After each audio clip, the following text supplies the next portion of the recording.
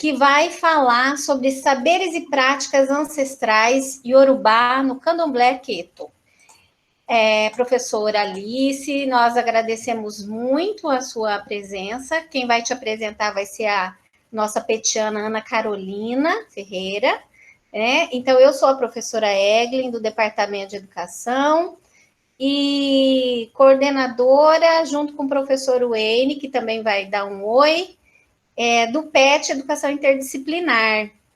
Nós queremos dar as boas-vindas a vocês, e eu vou falar rapidamente sobre o que é essa proposta nossa do Círculo Dialógico. O Círculo Dialógico é uma atividade de extensão aberta à comunidade, inspirada nos círculos de cultura do Paulo Freire, que visa a construção do conhecimento por meio do diálogo, fator básico e necessário à prática pedagógica democrática. São espaços no qual se ensina e se aprende. O Círculo Dialógico é uma proposta que pretende garantir espaços de diálogo e reflexão sobre saberes e conhecimentos presentes no mundo da vida e no sistema mundo, de âmbito institucional, nacional e internacional. Além disso, deseja-se também manter um espaço de diálogo para apresentação das atividades dialógicas de ensino, pesquisa e extensão em atividades planejadas e executadas ao longo do ano pelo nosso PET Educação Interdisciplinar. Então, nesse espaço, nós temos convidado algumas professoras, professores, pessoas da comunidade, dos movimentos sociais, da educação popular e da comunidade em geral, para falar com a gente sobre esses saberes e esses conhecimentos, que muitos são importantes para nós aprendermos e também para nós desmistificarmos, muitas vezes, essas ideias que a gente tem e que são vagas, nós não sabemos bem, nunca ouvimos, só ouvimos falar, mas ninguém contou direito para a gente, Então, é uma proposta de roda que a gente converse, que a gente pergunte, que a gente coloque a ideia, e é como uma roda de samba mesmo, Alice. Então, bem-vinda, eu passo a palavra para o Wayne e depois para a Ana, que vai também se apresentar, eles vão se apresentar, e a Ana vai, então, fazer aí o acolhimento da professora Alice na nossa roda, e a gente dá início e passamos a palavra, então, para a Alice. Bem-vindos e bem-vindas a todas e todos e todes. Boa roda para nós. Obrigado, Eglin. Eu só quero dar boas-vindas a todo mundo, e é um prazer receber todo mundo aqui, e mais ainda, especialmente a Alice, nossa amiga do coração, das nossas rodas de samba. Para quem não sabe, a Alice vai ser apresentada, mas ela é uma excelente sambista, toca um pandeiro que, olha, muito bem marcado, sensacional, sensacional. Então, eu desejo um excelente evento a todos e passo a palavra. Bom, boa tarde a todos. Meu nome é Ana Carolina, eu sou graduanda do curso de Pedagogia e sou uma caloura no PET. E esse é o primeiro evento que eu estou mediando e é um prazer para mim receber esse bastão, essa missão de mediar o nosso círculo de hoje. Muito prazer, professora, seja bem-vinda, professora Alice, e eu vou ler um pouco sobre o currículo dela, apresentar a professora para vocês. Bom, a professora Alice de Carvalho Lino Leci é professora doutora, atualmente é professora adjunta no Instituto de Ciências Humanas e Sociais da Universidade Federal de Rondonópolis, Mato Grosso. Doutora em Estética Contemporânea pelo Programa de Pós-Graduação em Filosofia da Universidade de São Paulo. Mestra em Estética e Filosofia da Arte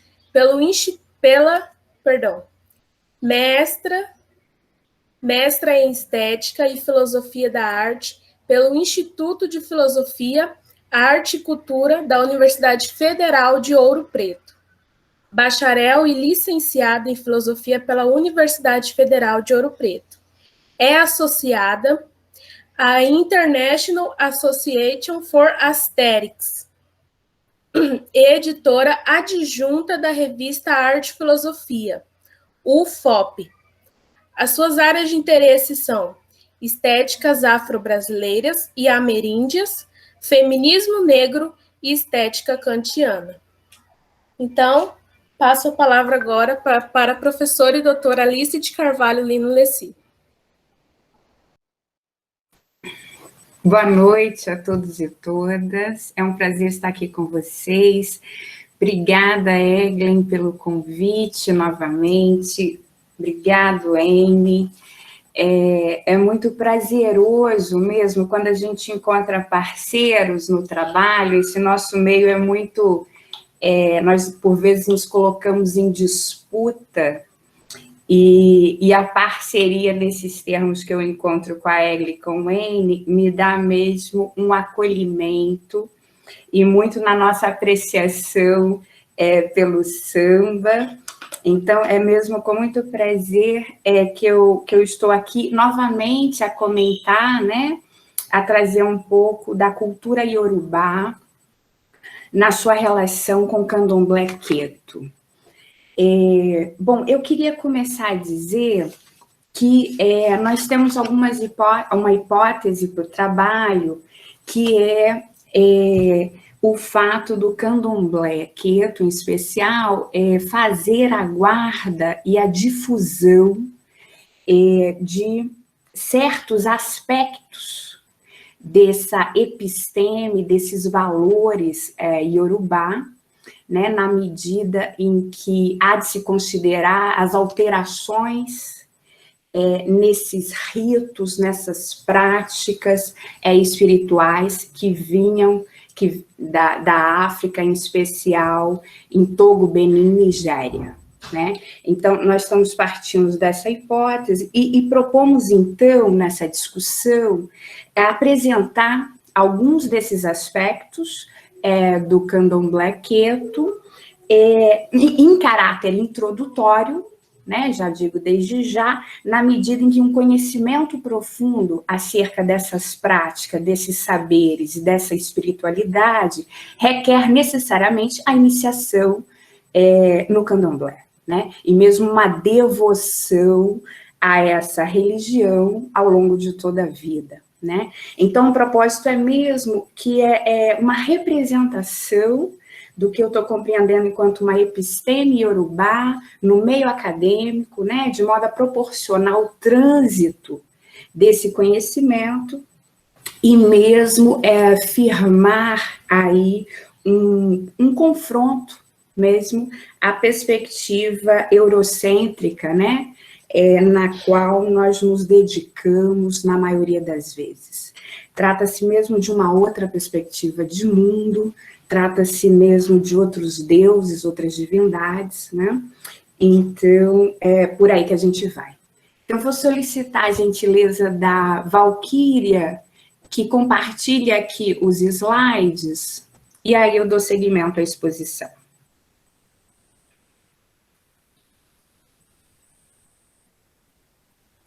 Val, aí.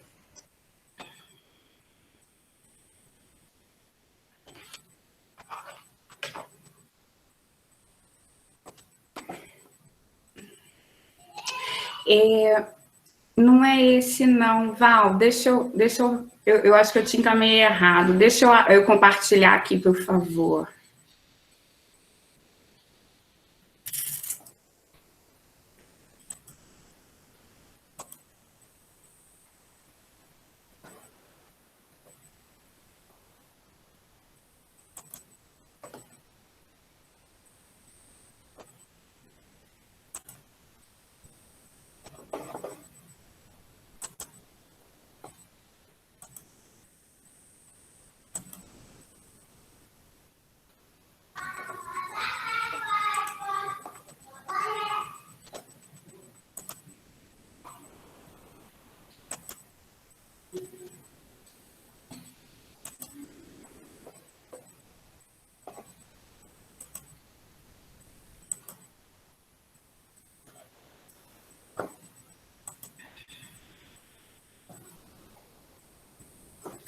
Já está aparecendo aí para vocês?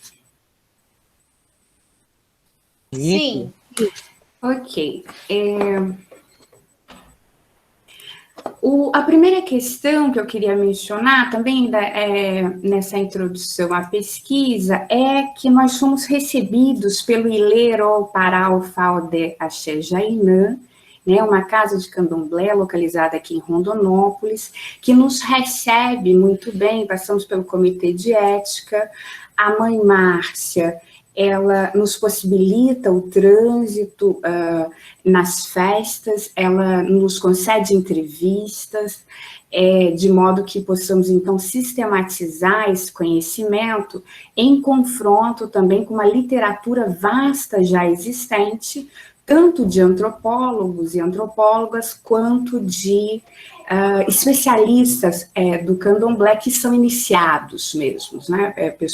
Tanto mães ou pais de santo que já se dedicam à escrita e publicação de livros. Então, a nossa sistematização se dá nesses termos. A mãe Márcia, ela é iniciada há 20 anos, ela é filha de Oxum Opará, e ela considera, né, que o conhecimento que ela tem de si, as suas realizações pessoais, felicidade e a razão da existência da sua casa de candomblé é devido a Oxum Opará. Essa deusa africana lhe foi revelada pelo jogo de Fá, nós vamos falar um pouco do jogo de Fá, do Babalorixá Maciel Pedro, iniciado de Omolu, também aqui residente em Rondonópolis. Quem a formaria, então, nos termos da disciplina e da humildade. Esses valores ainda são considerados para a mãe Márcia como que centrais na formação de seus filhos e filhas. Quando perguntada sobre o que é o candomblé, ela nos diz que é humildade para aquele que tem disposição a aprender. Então, destaco desde já a formação ética e moral que se dá também nos termos do candomblé.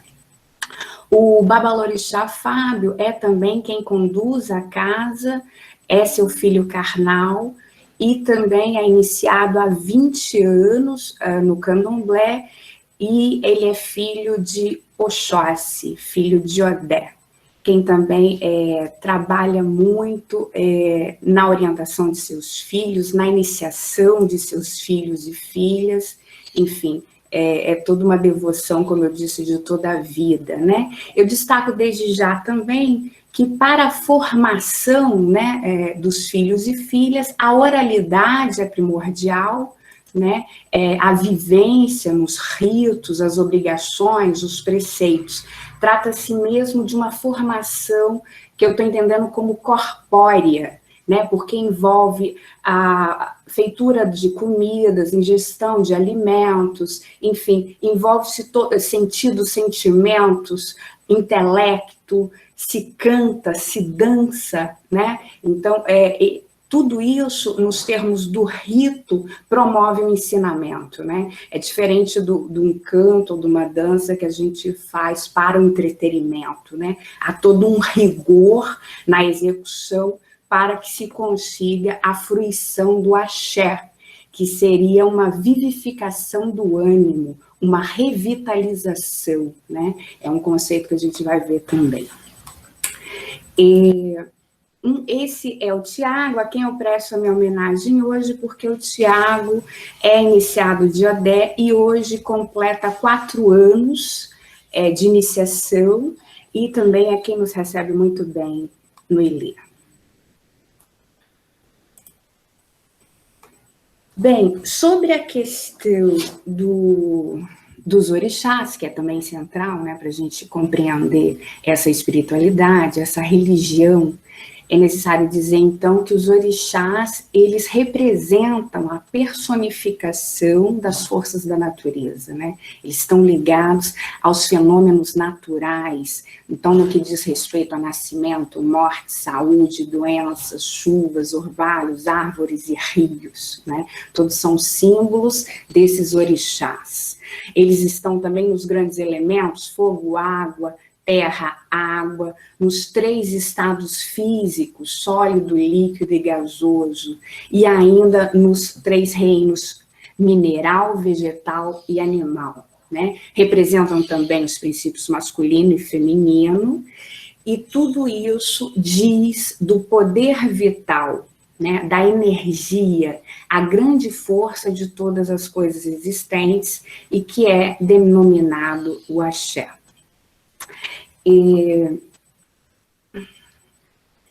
Antes de prosseguir, gente, eu queria deixar aqui os nossos agradecimentos, né, e a nossa reverência ao Ilê, que nos recebe, né, nessa pesquisa.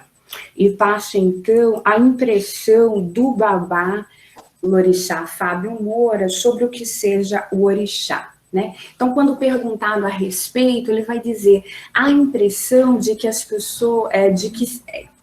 as pessoas compreendem que o orixá vai cobrar, né? Mas ele vai dizer que não. O orixá ascende para a pessoa e considera o corpo dela como se fosse sagrado, né? E, de fato, os ritos dizem de um culto ao corpo ao considerar ele como sagrado, né? Como eu disse, tem toda uma ingestão de alimentos, uma vestuária, um canto, dança, uma formação corpórea, né? Então, esse corpo é tido como sagrado. Então, para poder vir e se manifestar e poder se desenvolver durante os anos que se tem pela frente dentro da casa de candomblé. Então, orixá é considerado vida, ele é a própria vida na terra, ele é uma essência da natureza, ele é uma energia da natureza, como a gente já comentou, né? Então, quando ele é iniciado em uma pessoa, ele vai trazer isso, né? Mediante a fruição do axé, a gente tem, então, a vivificação do ânimo, né? Como dissemos. Ele consegue dar caminhos, né? Então, a gente vai ver que a trama que compõe, que descreve o panteão dos orixás, né? Reproduzem arquétipos que fazem com que nós possamos compreender situações nas quais nós estamos inseridos, né? Porque esses arquétipos, essas ações, essas missões dos orixás narram, por vezes, soluções, né? Ou acontecimentos, e isso pode jogar luz à nossa experiência pessoal, né? Então, nesse sentido, é possível possibilitar caminhos, né? Uma compreensão sobre si mesmo, sobre suas ações. Então, os orixás são as divindades africanas concebidas pelo deus Olorum, né? Cuja etimologia do nome designa a posse ou o comando do céu. Então, o Olorum, que também é conhecido como Olodumaré, né? Ele vai ser, na mitologia dos orixás, né, responsável pela criação do universo, do Orum, que é o céu, onde é o seu habitat, e também do Aie, que é a terra, também pela criação dos seres humanos, das divindades e espíritos. Então, dentre os mitos dos orixás, nós vamos ter mitos denominados itãs, né, que vão jogar luz a essas criações, essa concepção de universo, enfim, da terra como habitat dos seres humanos, os próprios seres humanos são concebidos entre esses mitos, né, e mesmo a criação dos orixás e do candomblé, né. Sobre Olodumaré, concebe-se, então, que a presença dele está em tudo por ele criado, de modo que ele dispõe de conhecimento e poder sobre os destinos dos seres humanos. Assim, tanto os orixás quanto a humanidade encontram-se sob o ajuizamento do Olodumaré, visto que o desenrolar dos acontecimentos vai depender do seu ajuizamento ou não, da sua aprovação ou não. Então, ele é tido como imortal e único, o que o coloca além de qualquer tentativa de comparação e figuração. Embora sejam reconhecidas ações nessa divindade como comando, afalo, julgamento acertado e incondicional. Dentre as divindades primordiais que já coexistiam com Olodumaré, desde o início dos tempos, haveria também entre essas entidades sujeitos históricos, cujos feitos extraordinários os tornariam dignos de serem divinizados e aptos a assistirem aos homens, às mulheres, às crianças e ao mundo. Então, um outro dado interessante é que essa mitologia, ela não somente é compreendida no âmbito do sagrado, mas também guarda algo da história das cidades, da sociedade iorubá, né? Observa-se, então, que os orixás, eles não, como eu já disse, eles não vão poder ser considerados em separado, né? Pois as suas narrativas mitológicas se entrelaçam, compondo uma única trama que joga luz à humanidade, aos acontecimentos aos quais somos suscetíveis. A epistemologia iorubá, ela vai ser constituída entre os Itãs e os Odus. Os Itãs, como eu já mencionei, são as narrativas mitológicas, e os Odus são os poemas revelados pelo oráculo de Fá. Então, comumente no candomblé no Brasil, se utiliza-se de 16 búzios, né? E a posição desses búzios dizem de um Odu, né? Dizem de um poema que vai, então, jogar luz à situação na qual aquele que está fazendo a consulta, né, estaria envolvido. Então, e aqui eu já trago dados dessa literatura especializada também, que no caso é da Oyeronke Oyeyunmi, que é uma socióloga nigeriana, atualmente professora numa universidade em Nova York. Então, esse corpus de Fá, essa literatura, ela vai compreender um sistema de conhecimento que é passado de geração em geração nessa organização social mediante a divinação, né? Então, a oralidade acima de tudo, né? Embora, claro, que na contemporaneidade a gente possa ter acesso tanto aos Itãs quanto aos Odus na produção já existente, né?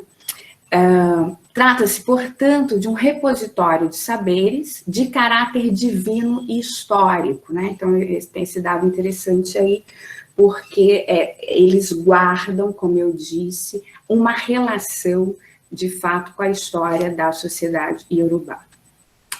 Então, e que vão jogar luz, então, a acontecimentos de condutas, né? E, em sendo assim, servem para a orientação do consulente.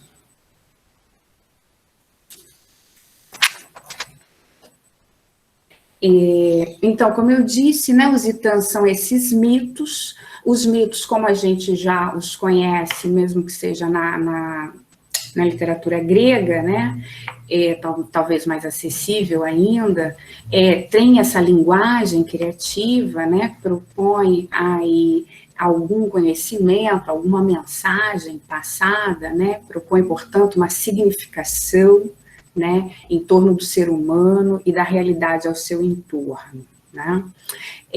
Como eu disse, os orixás, então, são representados mediante esses Itãs nas suas missões, e são diversos os Itãs que vão tratar de conflitos, conquistas, desilusões, e exibem, assim, né, qualidades morais, habilidades, fraquezas desses orixás, né?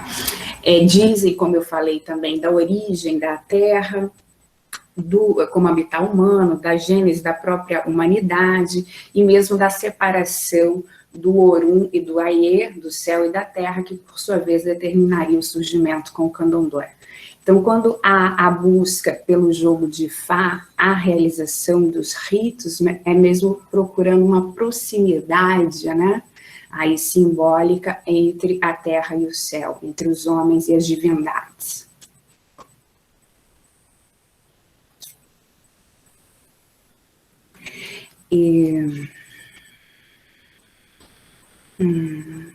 Ok. Sobre os Odus, eles também vão compor uma trama complexa, cerca de 256 Odus, para o qual há necessidade de um estudo árduo para dar conta, né, da memorização, além da realização dos ritos, enfim, para o sujeito tornar-se apto aí a esse jogo, né? E também haverá diversos temas, né, como negócios, fartura, nascimento, morte, guerra, enfim, amizade, traição, família, enfim, mesmo para dar conta da diversidade dos acontecimentos aos quais estamos suscetíveis, né? Então, a questão mesmo, na hora do jogo, é verificar a relação desse poema com a situação, né? Para uma orientação. Então, como eu disse, a disposição dos 16 búzios, né, revelarão o Odu, né, que será, então, analisado.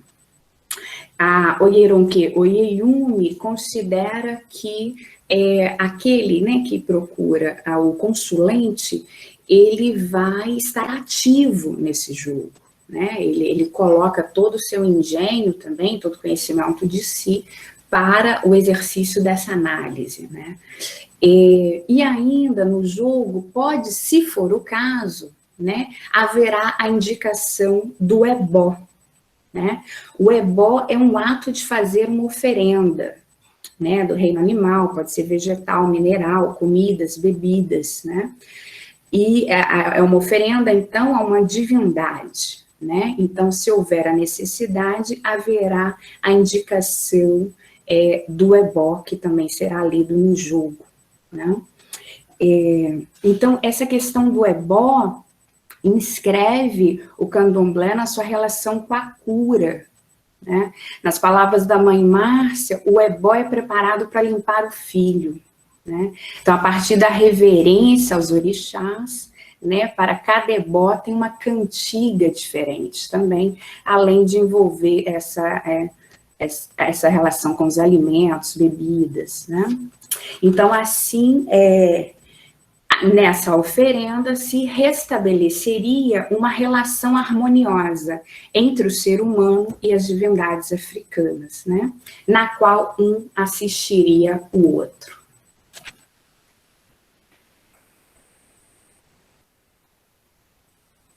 Então, ainda sobre o Odu, né, ele mostra-se como mais adequado, como eu já disse, para iluminar a situação na qual o consulente está inserido naquele momento da sua vida.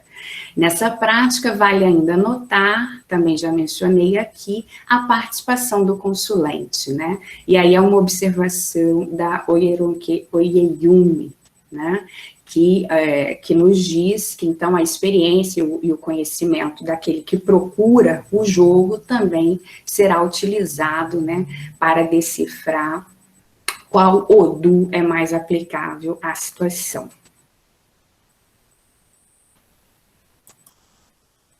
Então, é mesmo para rememorar, né, os Odus e os Itãs, eles constituem, então, essa trama complexa, né, que eu estou compreendendo como uma episteme iorubá, que era passada de geração em geração, via oral, né? Os Odus são lidos por meio dos poemas, por meio do jogo, e, né, se representados por meio dos poemas. Ok. E haverá aspectos morais, né, nessa literatura também, nessa episteme. Então, o termo Iwa, né, em Yorubá, é referente a caráter, né? Então, é tido como o único requisito essencial da vida, né? Pois o bom caráter empenha-se em ser justo e solidário ao oferecer apoio e proteção ao seu concidadão. Para a constituição de um bom caráter, faz-se necessária a paciência, que nos termos iorubá é suro, sem a qual o sujeito pode sucumbir a ações indevidas com o outro e consigo mesmo, né? De acordo com os valores iorubá, a paciência aparece atrelada à sabedoria e ao bem viver. Inclusive, tem um Itã relacionada a Orumilá, que diz que a paciência e outras, a paciência é tida como uma mulher, né, a Iuá também, e outras mulheres chamadas discórdia e riqueza pretendiam desposar Orumilá. e ele opta por se casar com a paciência, né? Mas logo a discórdia e a riqueza entenderam que sem paciência não há nada, né? Então elas estariam de acordo com aquela união e também se juntariam a eles. Aqui uma imagem do Babalorixá Fábio abraçando o seu iniciado, Cairo Fialho, abraçando o Oxóssi.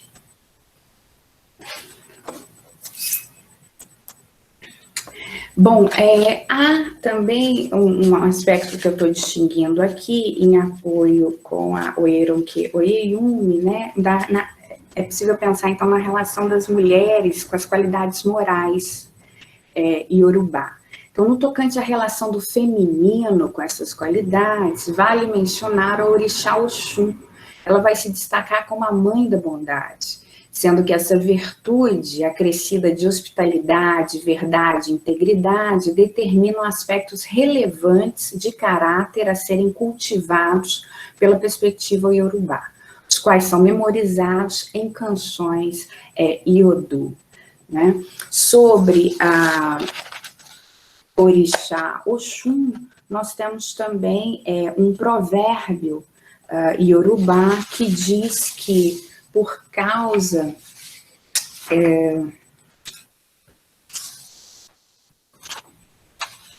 deixa eu pegar certinho aqui, gente.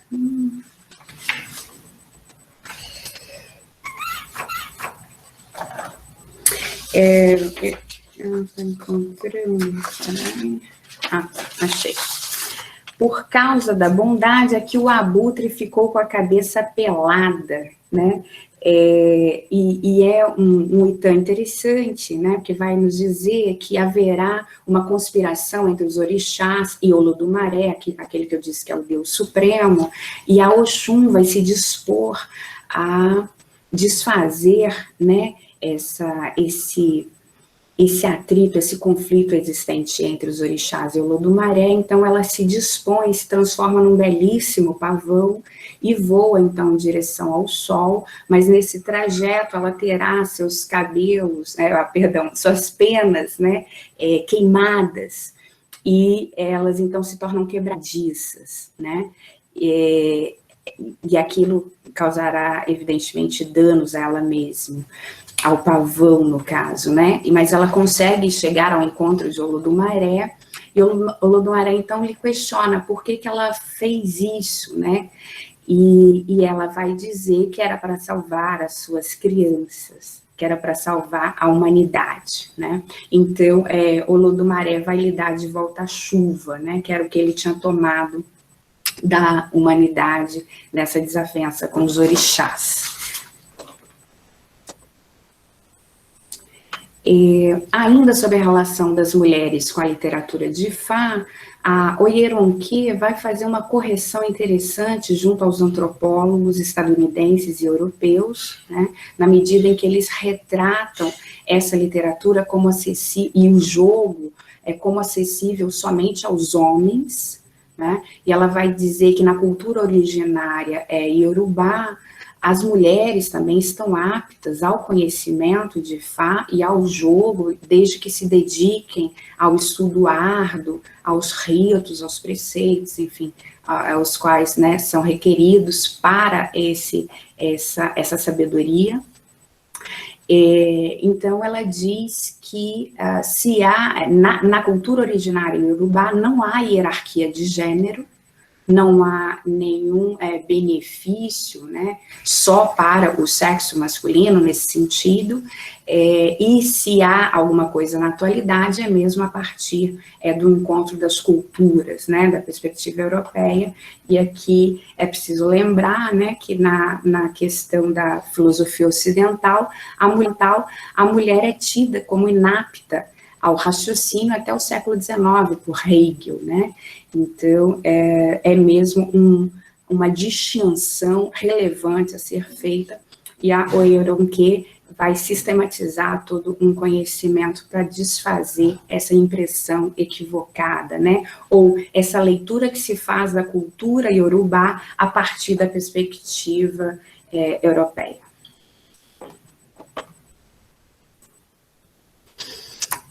Ainda pensando nessas relações da moral, né, e da formação nos termos do candomblé, da episteme iorubá, como eu disse, a mãe Márcia, ela compreende que o candomblé se defina como humildade, né, desde que, claro, a pessoa esteja disposta a aprender.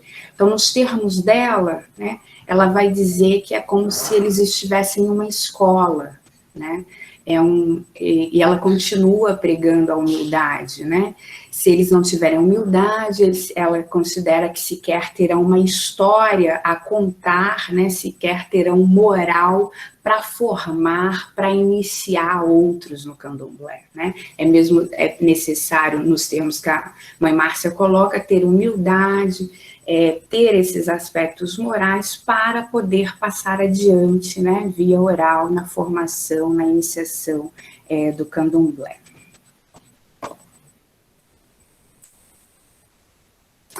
Essa é uma imagem do xirê, né, das festas públicas, e aqui é um traço desse aspecto que eu estou considerando como humildade e respeito, quando um iniciado reverencia a Iarobá, que teve uma função, né, junto à sua iniciação.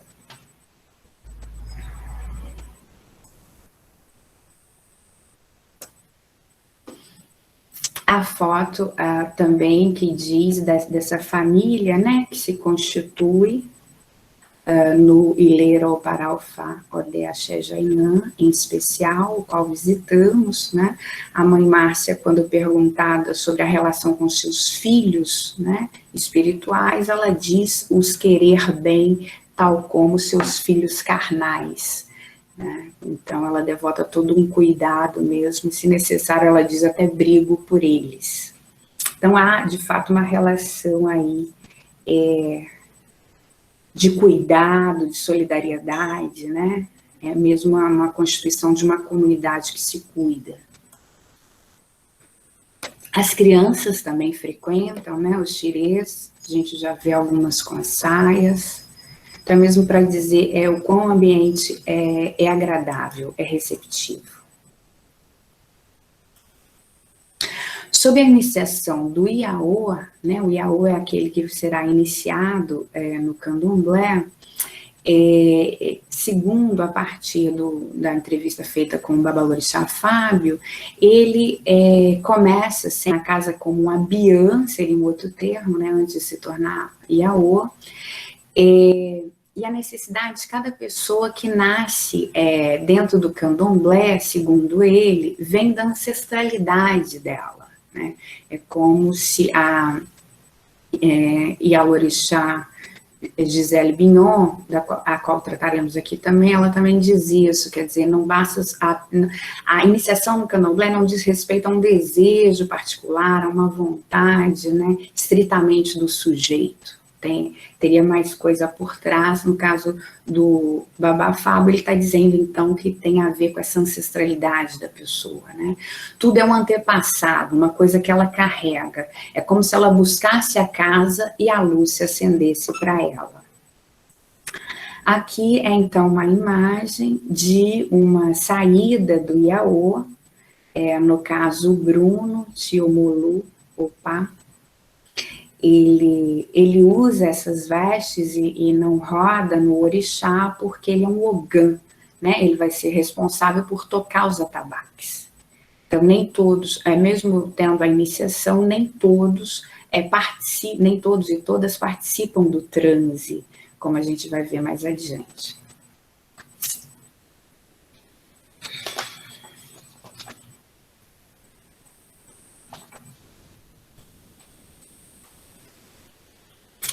Ainda sobre a iniciação do Iaô, busca-se, né, mediante treinamentos ordenados, o desenvolvimento do corpo para o transe, em um momento preciso do ritual. Então, o rito de iniciação do Iaô dá-se de forma privada e conta, evidentemente, com a presença do Babalorixá ou da Ialorixá, sendo que seus filhos e filhas já iniciados no candomblé participam dessa cerimônia também, de modo a desempenharem funções específicas, determinadas a partir da experiência vivenciada desde a própria iniciação. Os elementos requeridos para a realização da iniciação dizem respeito a comidas secas, animais, símbolos manuseados nos ebós, ou seja, né, nos sacrifícios e oferendas, e mesmo nas vestimentas dos participantes e dos orixás, que são todos preparados e produzidos pelos praticantes do candomblé, que seguem padrões rígidos de elaboração.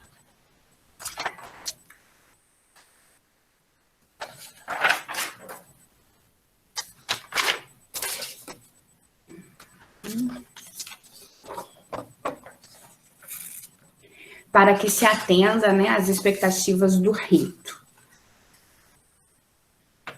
Ok. Agora eu vou passar para a experiência, o que eu estou compreendendo como uma experiência que é estética e cognitiva, né, que diz respeito às práticas artísticas, né, que envolvem, então, o toque dos atabaques, as danças, os cantos, né, e como eu disse no início, não estão associadas aí ao mero entretenimento, mas a uma formação cognitiva. O corpo que dança e canta aprende, né.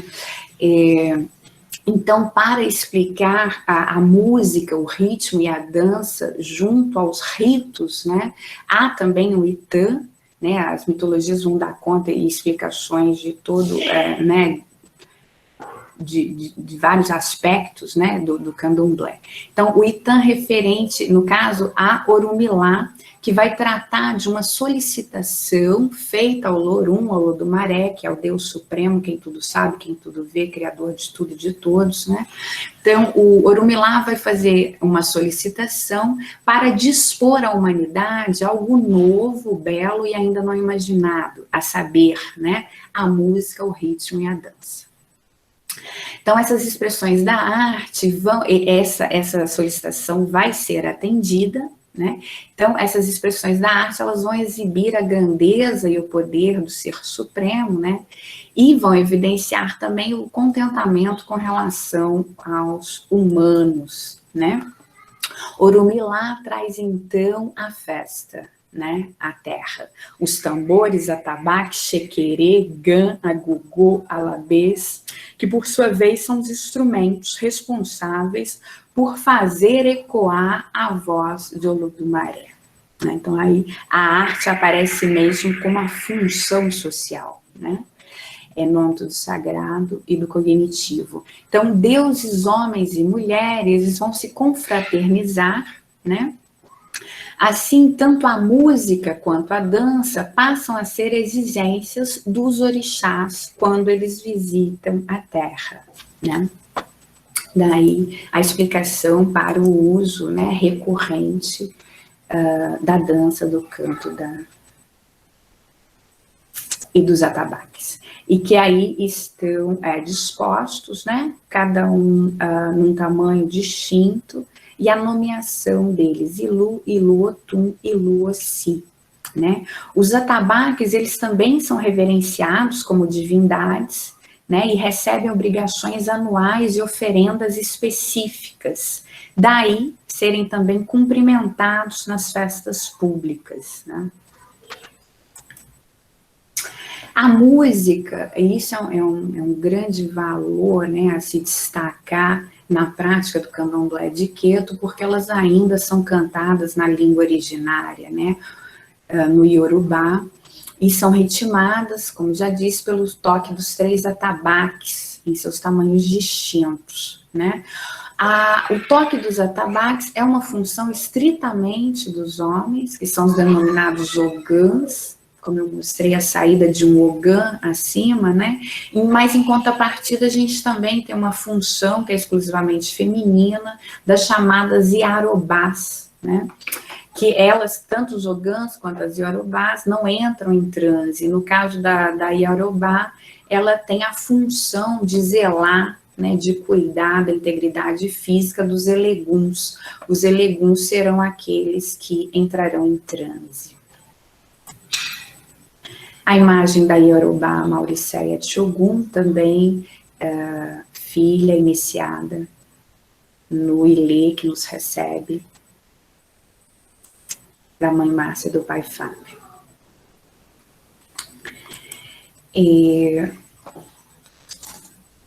Eu vou comentar, então, agora um pouco sobre as danças, mas é preciso salientar ainda, né, que os cantos, as coreografias e os toques instrumentais, a eles não cabem improviso ou alterações, né? Tampouco a dança será uma resposta intuitiva ao ritmo, né? Ao invés disso, seguem-se rigorosamente formas de execução previamente fixadas, né? Para o qual se requer treinamento, inclusive, né? E a variação, né, ocorrerá de acordo com o orixá a ser reverenciado, né? Então, há mesmo um padrão a ser seguido para a ordem das canções, que se inicia com o Ipadê de Exu.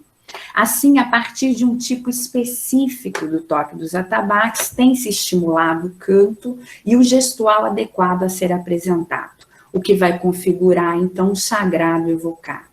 Qualquer equívoco na execução pode determinar certa ineficácia no rito proposto. Então, é mesmo muito cuidado, é muito trabalho para a execução, né, e para que se consiga atingir o objetivo, que é a fruição do axé. Né? Então, nessas festas públicas, né, nos xirês e mesmo em certos ritos privados da iniciação, utilizam-se das práticas artísticas a fim de promover a personificação do orixá e a consequente vivificação, renovação do axé, que passa a fruir nos corpos dos eleguns, né, aqueles que recebem, que participam do transe, né, envolvidos nos ritos, né? Como eu disse, então, há de se observar uma funcionalidade no emprego dessas artes, né, por essas proporcionarem, então, o envolvimento, né, do indivíduo como um todo, seus sentidos, sentimentos, intelecto, né, mesmo as esferas do inconsciente são incitadas pelas técnicas artísticas aí empregadas no ritual.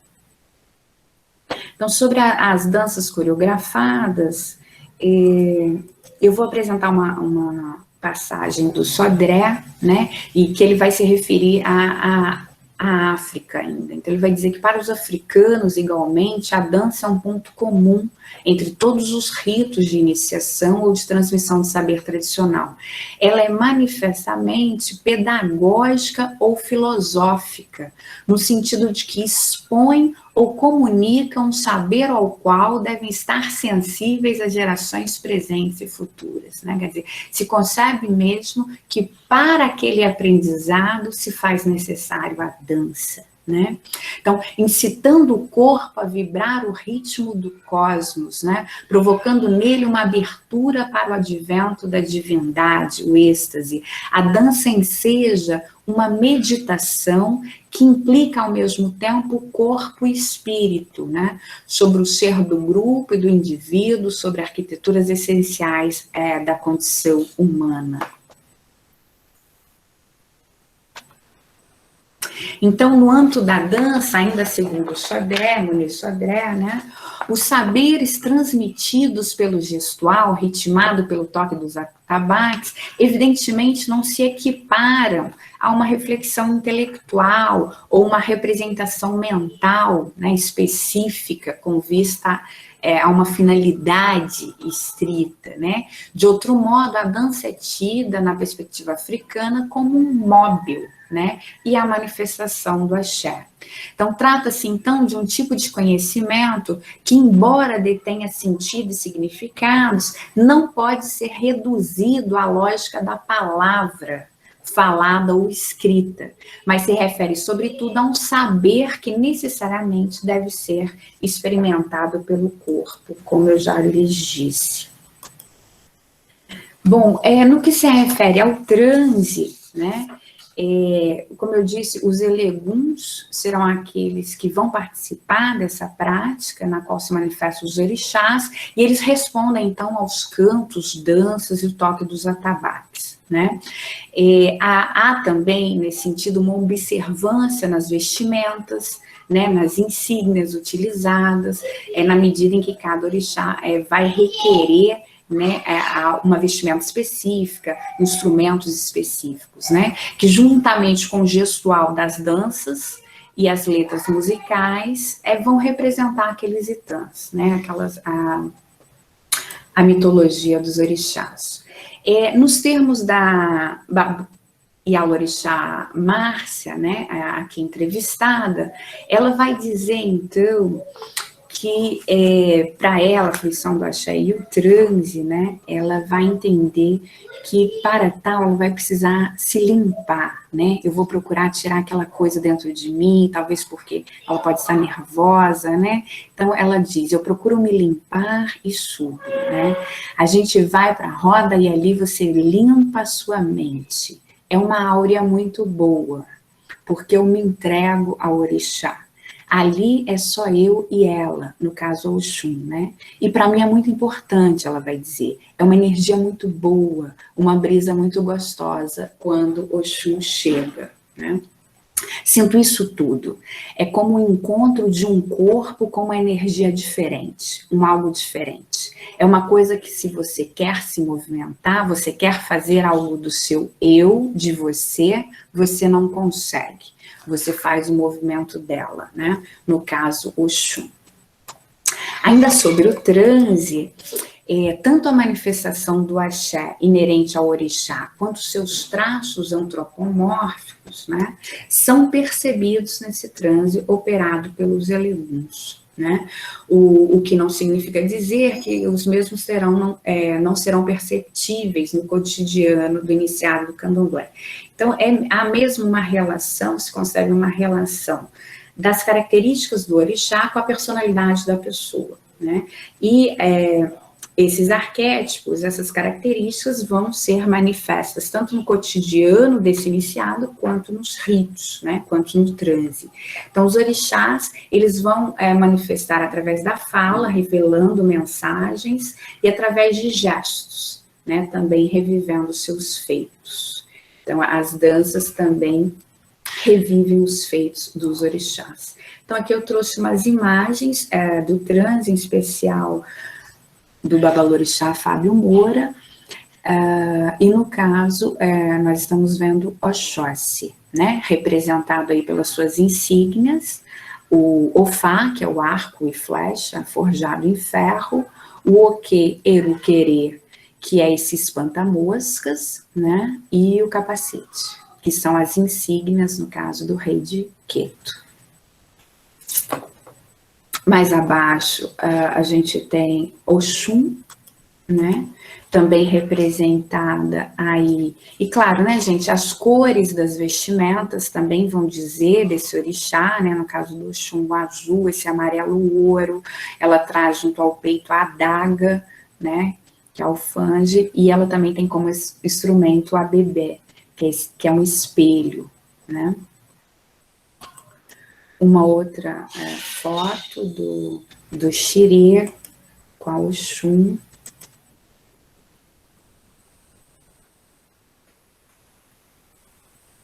Um outro momento.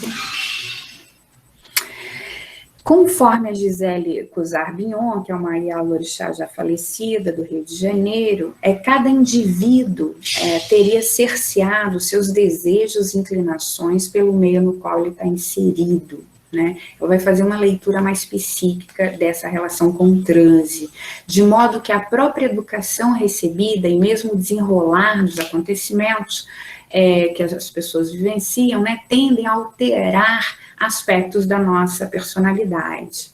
Então, segundo ela, a iniciação do candomblé e a consequente manifestação dos orixás nos ritos vai fortalecer e expandir esses traços da personalidade que, por uma ocasião ou outra, tenham sido enfraquecidos, né? Então, há uma relação, nos termos da Iala-Orixá Gisele Bignon, do transe dos orixás com o inconsciente. Aqui uma outra foto, agora as Iansãs, né, cujos instrumentos são o Iuquerê, também, que é o espanta-moscas. Eu já vou caminhar para a finalização, me direcionando em especial, então, a comunicação desse axé, né, a qual eu já venho mencionando. Então, esse termo axé, ele vai compreender uma definição do ser supremo, que é o Olodumare, e a consequente consciência de que cabe a ele interceder ou não junto à humanidade, a partir das solicitações de seus filhos e filhas, né? O axé estaria também representado mediante a força e o poderio de símbolos relativos às divindades dispostas na natureza, na prática das artes rituais e rezas.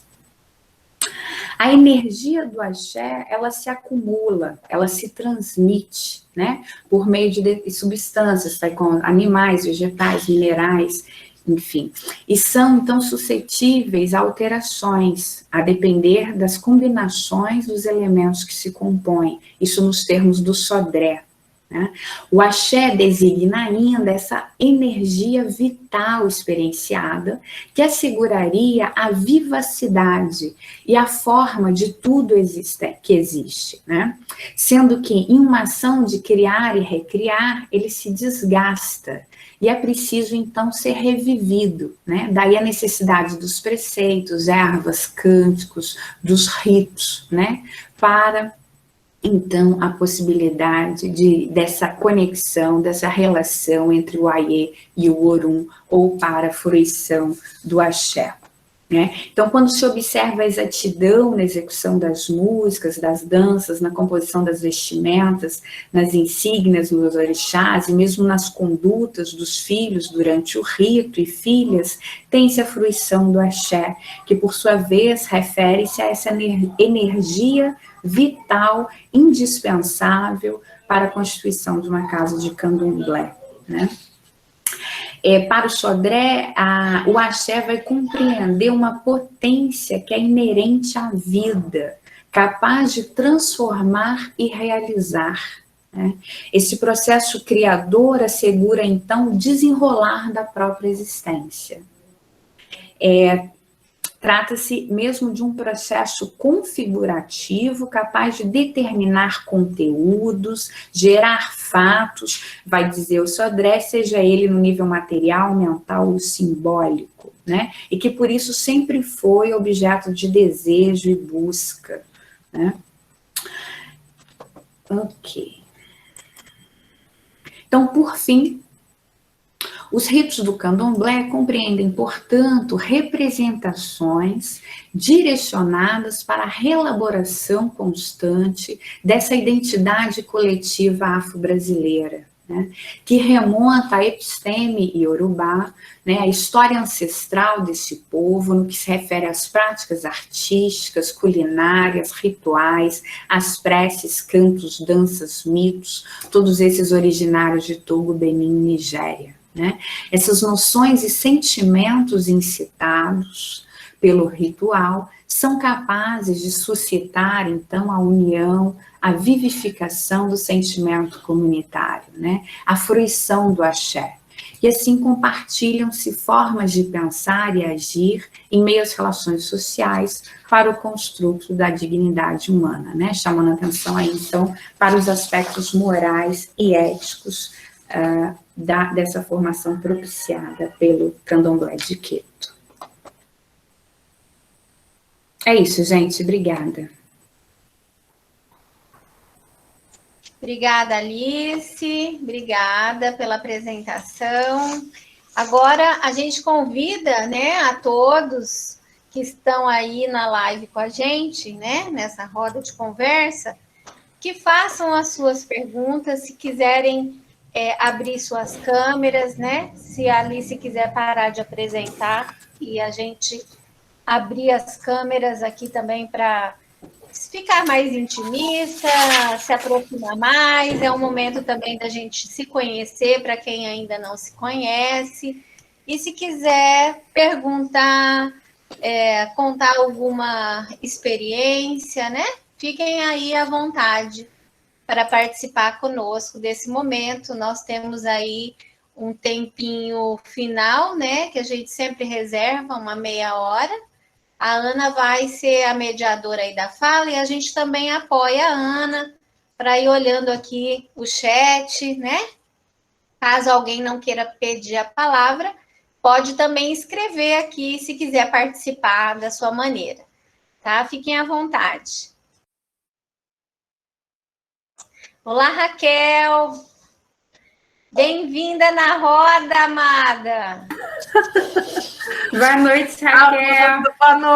Boa noite, amigas, amigos, amigos do samba. Gente, o credenciamento está aberto. Eu posso falar, então? Eu não queria ser a primeira a falar, não. Claro, fica à vontade, Raquel. Então tá. Primeiro, boa noite a todas, todos, todes. Queria parabenizar muitíssimo a Alice pela maravilhosa exposição. Aprendi muito, muito. Estou aqui com um caderninho cheio de anotações. E agradecer e parabenizar também Eglen, Wayne e todos os petianos envolvidos nessa roda de conversa. E eu fiquei assim bastante impactada, Alice, com uma questão que você trouxe com muita ênfase, né? Que é a centralidade do corpo na cultura iorubá, né?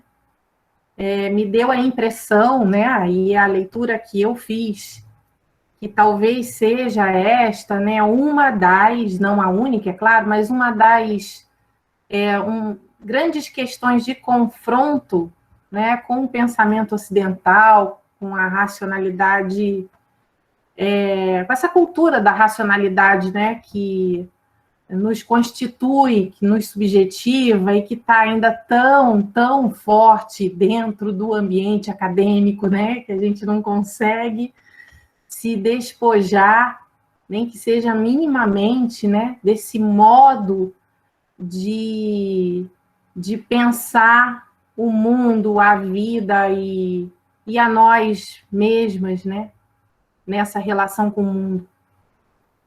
O corpo é sempre o resto, né? É sempre aquilo que precisa ser apagado, né? Que precisa ser retirado de cena. E você traz aí na cultura iorubá o corpo com força, né? O corpo com uma presença muito marcante, não apenas no modo de produzir cultura, mas na própria existência, né? No modo de ser, de existir, né? E aí a minha questão tem a ver com a música, né? Não podia deixar de ser. Fiquei, assim, bastante impressionada também com a presença que a música tem nos ritos, né? E você, inclusive, menciona todo o cuidado que se tem com a música, com o canto e com os atabaques, né? Fazendo parte de uma formação humana até, né? E que uma formação humana é muito atravessada pelo corpo. E aí você já respondeu uma série de perguntas que eu fui fazendo, né, no decorrer da sua exposição, mas uma questão que me ficou, que ficou para mim foi a seguinte: como se dá essa relação entre canto e atabaque? Né? Essa composição, né? Porque eu percebo, e aí é uma percepção muito minha, que o modo de entoar o canto no candomblé, né, das vezes que eu tive o prazer de ir às festas, já fui a 3 festas nessa casa, eu percebo um outro modo de entoar o canto. A produção do canto é outra, né? Obviamente, a gente não consegue deixar de fazer uma comparação com aquilo que a gente aprende na nossa cultura, né? Então, assim, os 3 anos que eu tive aí de coral, e que foi uma formação muito voltada para um canto erudito, né? Um canto clássico, e lá no candomblé, eu percebo um outro canto. É um canto que eu costumo dizer assim, é um canto que vem lá do fundo da terra. A sonoridade é outra, a produção do canto, a tessitura da voz é outra. Tanto das vozes femininas quanto das masculinas. E essa conjugação com os atabaques. Então, assim, queria que você falasse disso, porque realmente assim, é uma coisa que muito me impacta. É uma coisa que para mim tem uma energia muito forte e que tem, nesses dias de pandemia, me curado. Tem me curado. Né?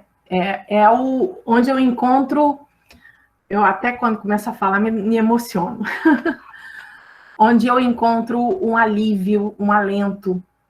Eu não sei explicar por quê.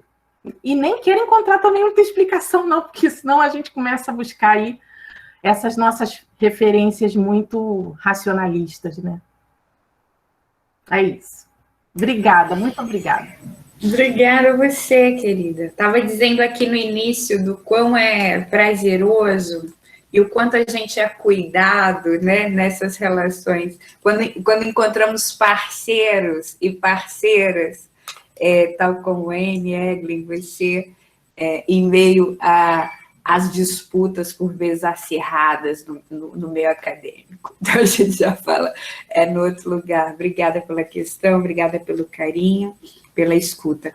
Eu vou começar comentando. Bom, para início de conversa, eu vou falar até onde eu sei, né? Evidentemente, para dar conta da sua questão com profundidade, acredito que tem que se iniciar e passar a executar esses cantos, eu não os faço, né?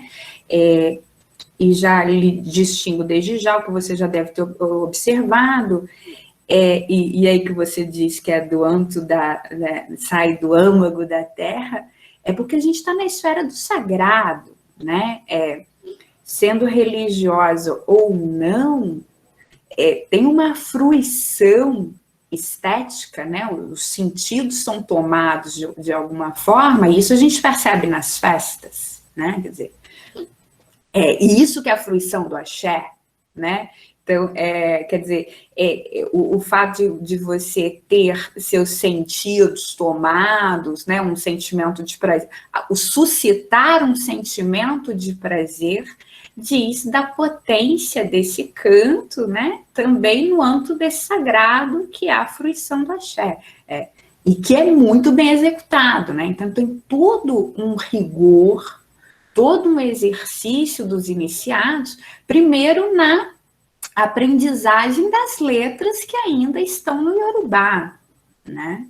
Eles estão cantando, eles dançam junto quando cantam, né, a partir do toque do atabaque, né, e ainda assim, o atabaque dita o ritmo, né, e eles então se colocam a cantar, a reverenciar aquele orixá em especial que está sendo reverenciado e fazer um gestual, uma dança coreografada que também vai dizer daquele orixá. Então, tudo muito cuidado, né, há um rigor que vai propiciar, então, a fruição do axé e que nossos sentimentos sejam tomados nesse sentido, né?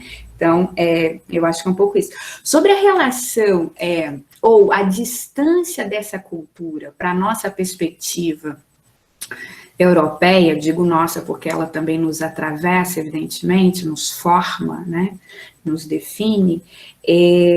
O Wilhelm Flusser faz uma consideração interessante. O Flusser é um filósofo tcheco que viveu aqui no Brasil 30 anos, e ele diz que no Brasil se experimenta uma profunda cultura, e aí ele vai fazer menção, inclusive, ao candomblé, e vai fazer uma reverência, curiosamente, um europeu vai fazer uma reverência à cultura afrodescendente, porque geralmente eles tratam isso como primitivo, selvagem, dizendo que nós sequer poderíamos ser considerados cristãos, porque nós tratamos o corpo de forma diferente, né? Então, é muito cristão esse apagamento do corpo, conter seus desejos, conter suas inclinações. Isso na filosofia vai aparecer enquanto quesito ético, né? Nós temos que conter nossas inclinações e operar segundo a racionalidade para ser ético, enfim.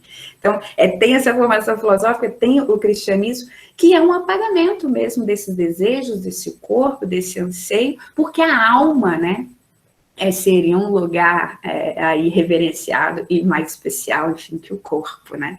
Então, o Flusser vai dizer isso, e é interessante em si, porque é uma perspectiva de um cristão, de fato, né? De europeu. Ele falou assim, o brasileiro tem uma estética gestual, tem um ritmo no corpo, independente do seu pertencimento étnico, que é africano, que é de ancestralidade africana. Ele diz que a gente anda, a gente gesticula, que os corpos são sensuais, então que tudo é ritualístico no nosso cotidiano, então que a gente experimenta uma cultura profunda no cotidiano. Né? É um dado bem interessante. E ele diz isso na obra Fenomenologia do Brasileiro, que já está até traduzida. Bom, acho que é isso, meu bem. Respondi? Super respondeu.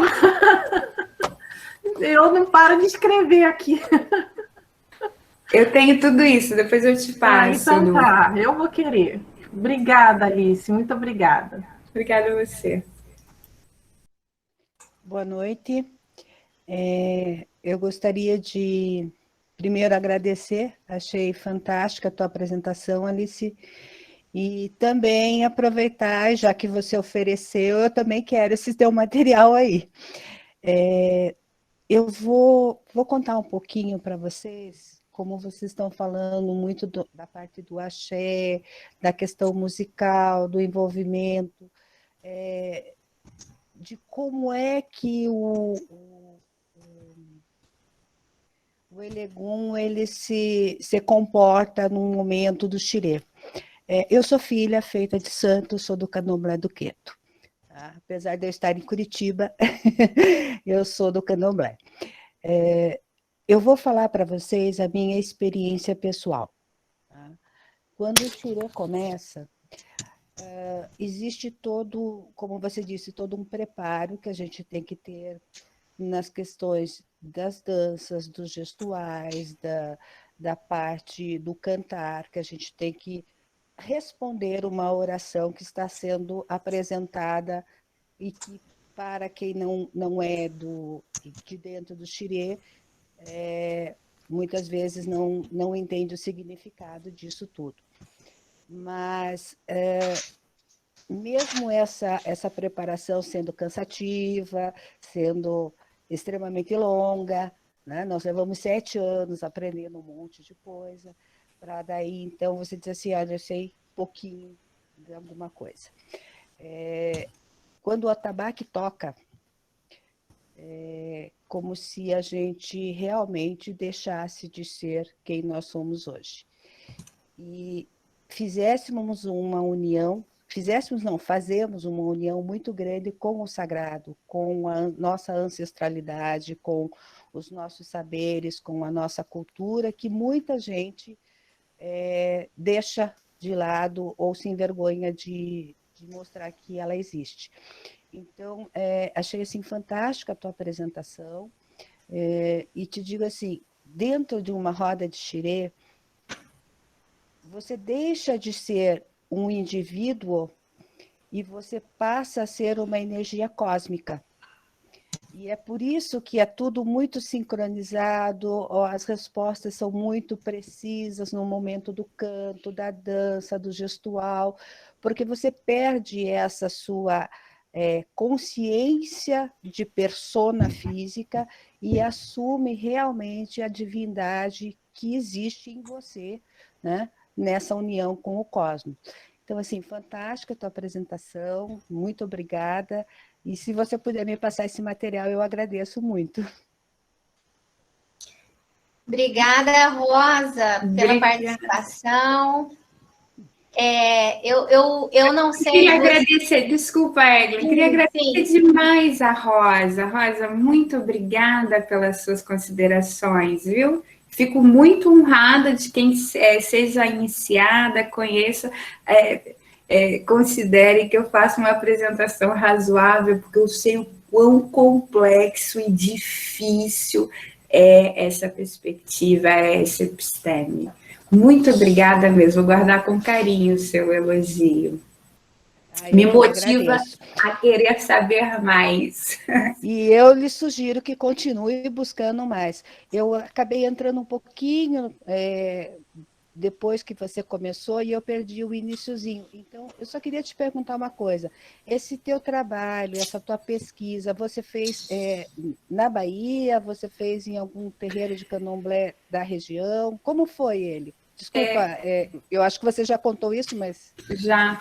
Eu fiz no Ilerol Pará Ofá Odé Axé Jainã, que é um terreiro aqui de Rondonópolis, Mato Grosso, que está, né, sobre a orientação da Ialorixá Márcia Moura e do Babalorixá Fábio Moura. A mãe Márcia é mãe carnal do Fábio também, do pai Fábio. Eles são iniciados há mais de 20 anos, e é isso, brevemente é isso. E aí estou a frequentar desde 2018. Elas possibilitaram gravar entrevistas, enfim. Sou muito bem recebida. Muito obrigada, viu? Muito obrigada, então, Rosa, Alice. Nós temos aqui algumas inscrições antes do Danilo, viu, Danilo? Que eu vi que você levantou a mão, mas aqui no chat o Marcelo e a Rosine fazem uma pergunta, né? Os dois, cada um pergunta uma coisa. Então, eu vou ler aqui para a Alice, né? O Marcelo Viana quer saber assim, parabeniza a Alice, né? E queria entender melhor do que se caracteriza o transe. E não sei se a gente pode ler já a da Rosine, né? A gente abre 3 questões e o Danilo daí faz a pergunta dele, a gente pode fazendo assim. E aí você vai respondendo. A Rosine pergunta, Alice, muito obrigada, bem rico. Aí ela fala, os orixás não falam como na Umbanda? Aí, Danilo, se você quiser aproveitar o embalo, já faz a sua pergunta, amado. Então, boa noite a todos. Eu gostaria de saber sobre como vocês interpretam sua visão de orixá. Porque, por exemplo, muito da nossa concepção de divindade vem oriunda dessa concepção cristã, né, de bondade, de maldade, de que um Deus ele sempre perdoa, ele sempre vai abnegar. Eu gostaria de saber como é que vocês vejam, a partir da análise de vocês, como é na concepção iorubá, sobre se o orixá é bom, mal, ou se essa noção moral, né, é desconsiderada, né?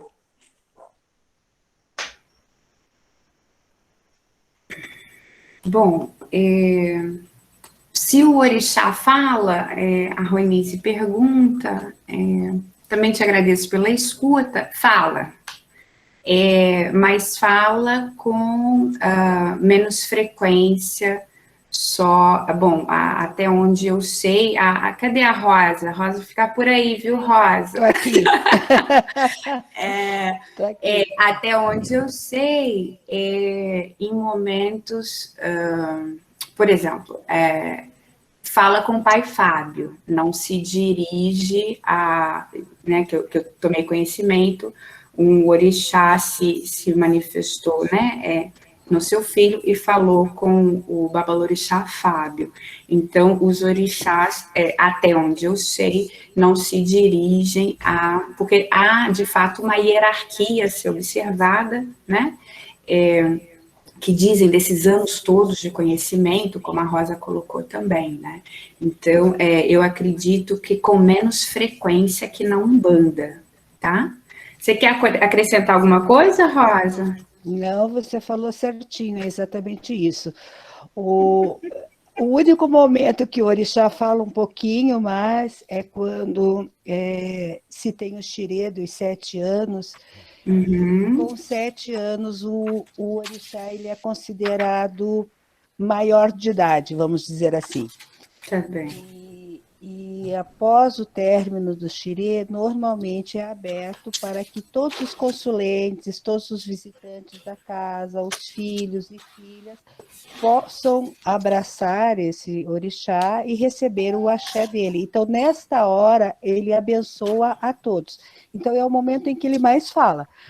Fora isso, como você disse mesmo, a conversa do orixá ela é muito direcionada com o babalorixá ou a ialorixá da casa, em respeito à hierarquia que se tem dentro de uma casa de candomblé. Uhum. A outra questão era o transe, né? Como eu coloquei aqui, haverá também uma preparação para o mesmo, né? Desde a iniciação, esse corpo, né? Vai ser treinado mesmo para atender a um momento específico do rito, né, ao qual haverá o transe dos eleguns, né? Há mesmo e aí envolve-se também todos os elementos dos ritos, cantos, toque dos atabaques, né, danças, que vão ser uma preparação para esse momento em especial. Tá? Então, transe, também há, evidentemente, a limitação, né, do observador. A Rosa já colocou aqui suas considerações sobre o transe também, mas se você quiser acrescentar, Rosa, fica à vontade também. Eu tenho que, enfim, a gente pode escutar. Não, eu vou deixar você, afinal de contas, você passou bastante tempo estudando sobre isso. Deixar você ensinar um pouquinho para os outros agora. O que eu achei interessante nessa abordagem do transe evidentemente, né, como eu disse, não é possível a compreensão de toda a sua complexidade sem passar pelo mesmo, e também é um diálogo muito honesto comigo, com meus alunos e com a casa, né? Isso já foi nos dito, de que nós não poderíamos acessar conhecimentos, enfim, por mais que eles estejam dispostos a dialogar conosco, há um conhecimento que diz respeito à vivência no candomblé, aquele conhecimento corpóreo que a gente aqui descreveu. Então, haverá limitações mesmo do acesso à compreensão da complexidade que seja o transe. Isso já foi nos colocado, com muita honestidade. Há um ponto que eu não posso dizer mais, e eles não dizem, né? E a gente, claro, respeita isso, tem todo um cuidado. Todo texto que eu escrevo, eu retorno ao Pai Fábio, enfim, para o conhecimento, para a leitura. Todas essas fotos aqui expostas, ao acordo deles, à aprovação deles. Em momento nenhum a gente quer saber mais do que nos é possibilitado saber, né? Mas, de fato, o transe, eu entendo que incita essas curiosidades. Agora, há também o discurso da ialorixá Gisele Bignon, como eu disse, que faz uma relação com o inconsciente. Né? Então, ela vai dizer, a Raquel está aqui, que é psicóloga, ela também compreende disso, vai haver, nas nossas relações corriqueiras, né, pode haver uma inibição de traços da nossa personalidade. Gisele Bignon vai trazer isso. Então, ela diz que desde a iniciação do Iaô, e mesmo no transe, o que há é a possibilidade, né, de uma expansão né, de trazer à tona esses traços que ficaram esmaecidos, porque de fato isso acontece no dia a dia, mesmo na educação, nas relações. Então, ela faz uma relação com esse inconsciente. Então, ela vai dizer que o orixá, quando iniciado na pessoa, esse orixá, ele está atento, ele está em desenvolvimento, ele está a observar, ativo, né, em desenvolvimento o tempo todo, mesmo que a gente não tenha consciência disso. Então, está numa esfera do inconsciente. E que, mesmo assim, ele pode influenciar na sua ação, né? Na sua ação já consciente. Então, ela traz esse dado, enfim, que eu estou falando aqui, porque também já foi publicado, né? E é de uma autoridade no assunto, na medida em que ela é uma mãe de santo. Então, sobre o transe, era isso que eu tenho a dizer. Alice, deixa eu só Sim. fazer um comentário. Ok. Se você tiver a oportunidade de entrevistar e conversar com outros filhos, né, que já foram feitos no santo, que rasparam, enfim, você vai perceber que todos nós, num determinado momento, após a nossa feitura, a gente diz assim, eu não sou mais o mesmo. Porque realmente acaba existindo uma transformação que num primeiro momento ela pode ser assim até inconsciente, mas que ela começa a se tornar muito perceptível a partir do primeiro ano da nossa feitura e de tudo que a gente vai vivenciando dentro da casa, né? Então vai ser muito comum você escutar isso, sim. Que existe uma transformação, que eu mudei, ou eu era nervoso e fiquei mais calmo, sabe? Isso é muito comum, porque isso é uma realidade que acontece.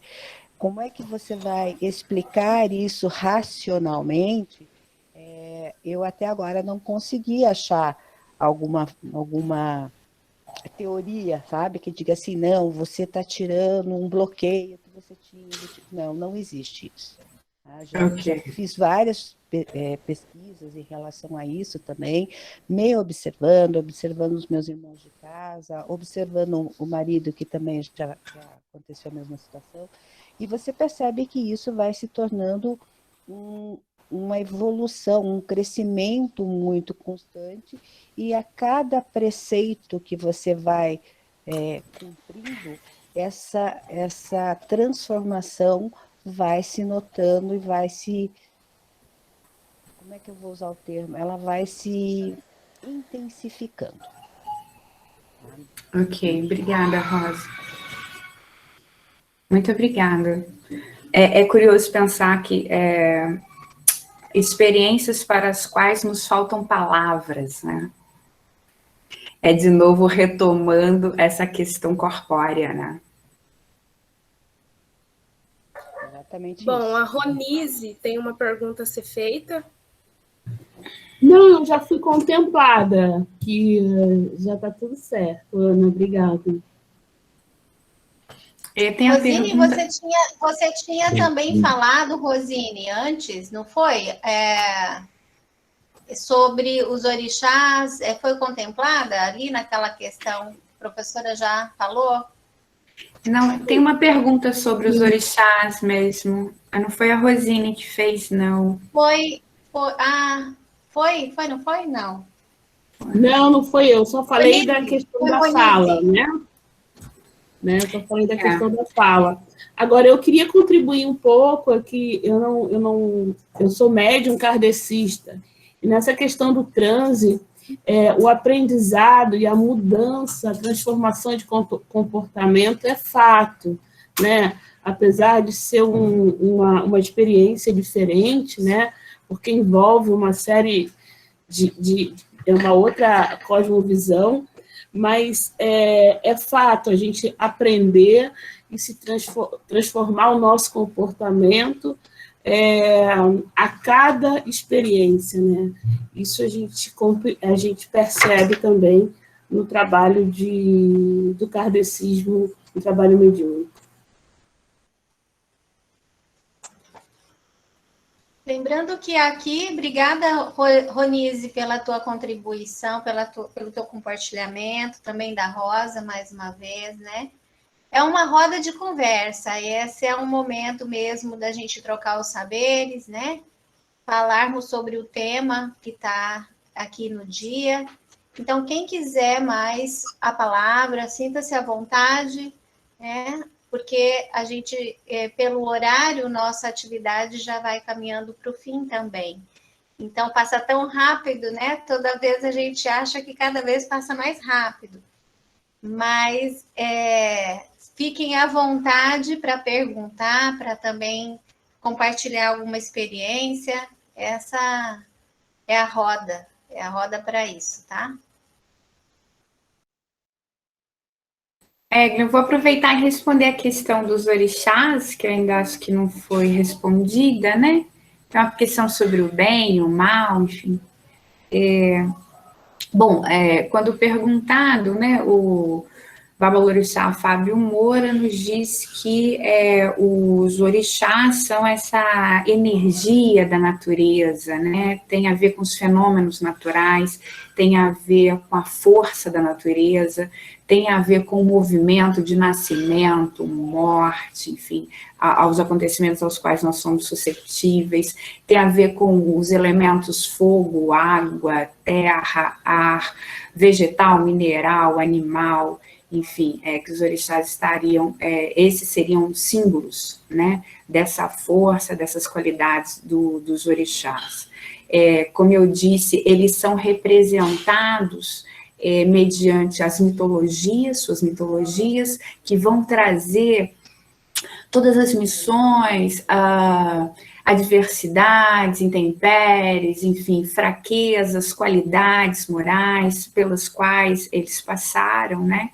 De modo que eles conformam arquétipos que vão, então, jogar luz à nossa compreensão, a compreensão que temos de nós mesmos, ou, em especial, aquela situação específica no qual você está inserido, enfim, de modo que haverá uma orientação, né?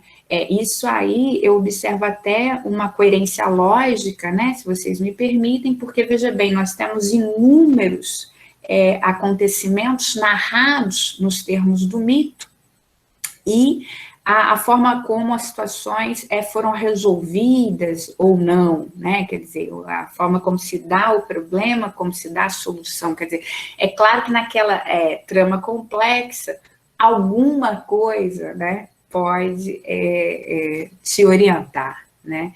Então, é possível uma orientação nesse sentido que vai se dar mediante o jogo, né? O jogo de búzios, o jogo dos 16 búzios. A posição dos búzios diz dos odus, que são esses poemas que vão propiciar essa orientação, né, para as nossas vidas. O Babalorixá Fábio vai dizer, então, que o orixá é vida, né? Que o orixá propicia caminhos, né? E aqui eu acrescento as falas, né, também colocadas, tanto da Rosa quanto da Rosine, né, a Rosine já no outro contexto, mas enfim, dessa possibilidade dessa transformação, desse desenvolvimento, né, de habilidades mesmo, das pessoas envolvidas, dos iniciados. Né? E a questão de bem e mal, isso é muito cristão, né? O Fábio já me deixou isso muito claro, do quanto ele fica incomodado quando há aquela associação corriqueira de Exu com o diabo, né? Mesmo olhar com a perspectiva cristã para esse mundo, né? A perspectiva cristã vai ser insuficiente nesse sentido. O que se busca nos ritos,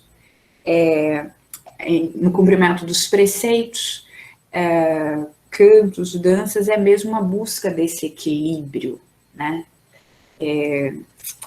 A vivificação do ânimo, a fruição do axé. Bom, agora eu vou dar uma lida nos comentários, né, aqui no chat. A Hanna Figueiredo falou: é sempre um prazer ouvi-la, professora Alice, que Que saudade das suas aulas de antropologia. Parabéns pela palestra. O Danilo completou a fala dele, né, que ele havia feito uma pergunta antes.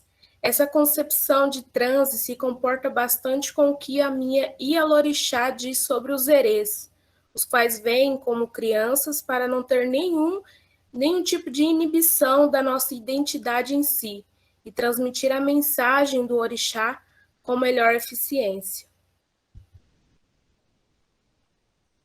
O Tiago Loyola. Realmente, professora Alice, ao que trata desta temática, falta palavras para abordar sobre algo tão sensível e no campo da vivência. Obrigada, Hanna, querida. Danilo, muito obrigada pela observação. Fico feliz em saber que tem gente iniciada né, no Candomblé me escutando e aqui compartilhando esses conhecimentos. E o Tiago, gente, eu preciso dizer, o Tiago Loyola é meu aluno e ele está na escrita final do TCC sobre a iniciação no Candomblé. Então, a gente vai ter um TCC defendido aqui na UFR, sobre a iniciação do Iaô, e o Tiago participou de uma vivência também, propiciada pela Ialorixá Márcia e pelo Babá Fábio, enfim, acompanhando a iniciação, que leva 14 dias no primeiro momento, depois mais 21, então se colocou aí a trabalhar no campo da antropologia e da história oral para conseguir sistematizar essa experiência. Obrigada, Tiago, pela presença também.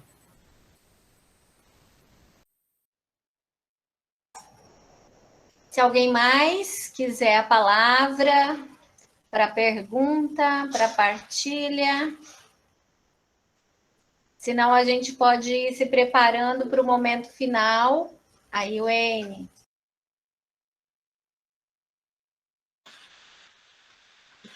Parabéns, Alice. Foi uma aula, né, com tanto conteúdo que a gente tem que assistir isso tudo de novo. E ler o seu material, né, muito bom. Eu acho que gostei demais dos conceitos que foram abordados. E eu ia fazer uma pergunta com relação a essa questão do bem e do mal também, que eu acho que é uma coisa que a gente precisa reforçar nessa questão da cultura, né, do candomblé, da umbanda.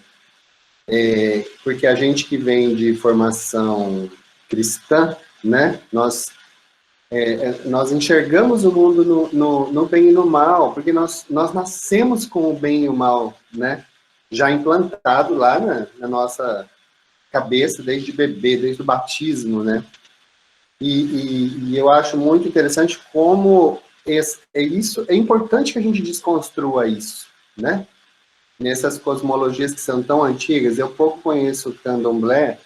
Eu acho que eu tenho ido mais para a aldeia, e a gente, né, eu e a Evelyn estamos com os projetos com os indígenas, e como que a gente vê essa cosmologia incrível dessas culturas milenares, né, e como isso confronta, mas nos reconstrói também, né, nos colocando em xeque com relação a esses valores que a gente tem, né, e é um exercício difícil, né, porque eu acho que quando a gente vai num terreiro de candomblé, quando a gente vai na aldeia e a gente vê essas culturas tão diferentes, a gente mexe muito com a gente, né?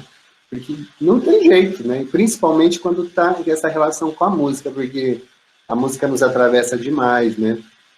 Principalmente a gente, né? Que a gente que canta junto, toca junto. Acho que a gente é um grupo que a gente percebe muito, né? Nesse grupo a gente percebe muito como a música atravessa. E como isso chega com a gente, né? Olha, as poucas vezes que eu fui, parece que eu ia entrar junto no transe quando começa a tocar aqueles tambores, né? Aqueles atabaques. Aquilo é uma coisa que é uma divindade mesmo, né?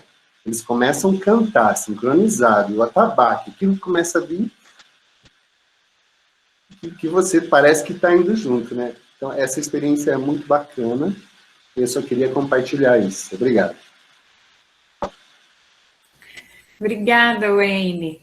Você me fez lembrar também, eu queria comentar que os indígenas Boy, aqui, né, mais conhecido como os Bororo, essa concepção de formação corpórea, eu até peguei emprestado do Félix Aduguenal Rondon, da sua dissertação de mestrado, porque eles tratam também o corpo nesses termos, né?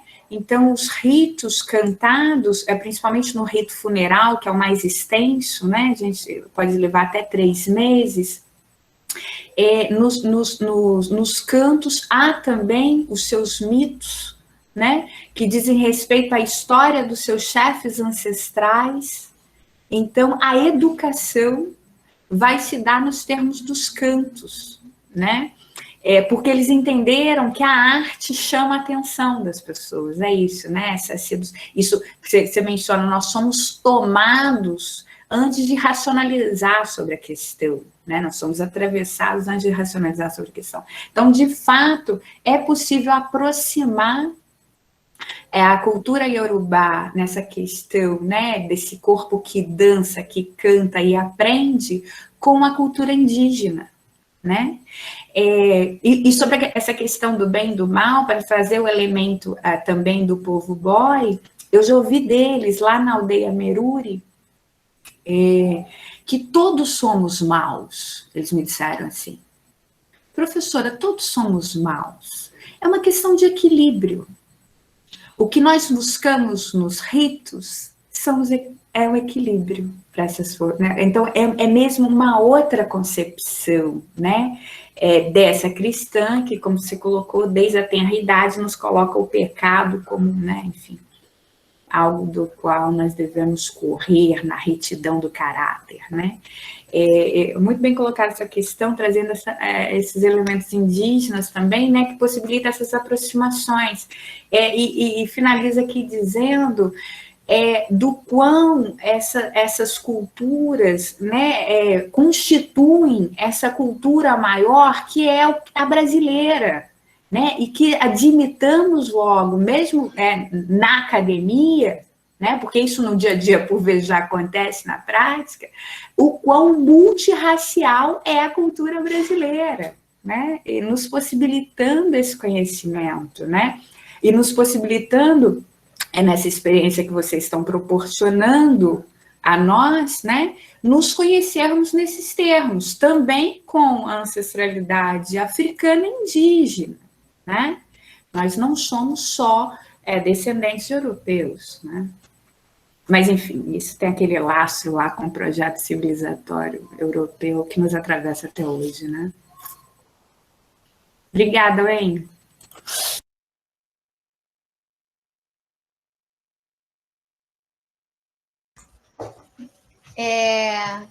Ana, você quer ler o resto daí das questões do chat para nós? E aí, acho que também Ronise está perguntando se nós vamos disponibilizar a gravação, porque está sendo gravado, né? Então, você quer falar um pouquinho? Fala aí, Ana. Sim, a Rosa... Perdão, só deixa eu voltar um momento.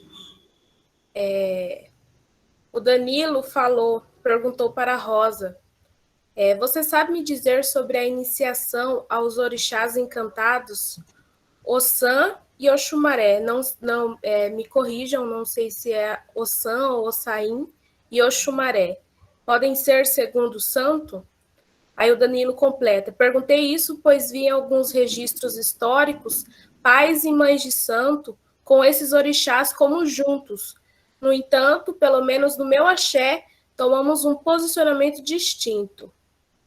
Aí a Ronise abaixo pergunta se a conversa será gravada, disponibilizada, pois ela acredita que é muito interessante para o acesso enquanto fonte de estudo.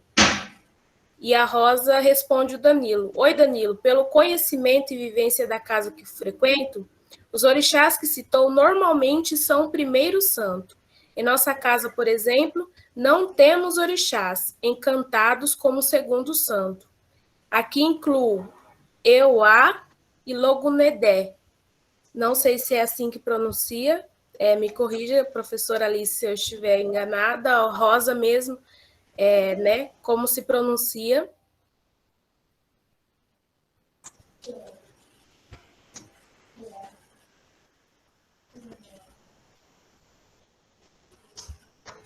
Rosa quer falar, comentar algo? Alice? Ou o próprio Danilo? Se não... Só completando ali o que o Danilo perguntou, na Bahia e em alguns outros terreiros de candomblé que eu não tenho vivência, né?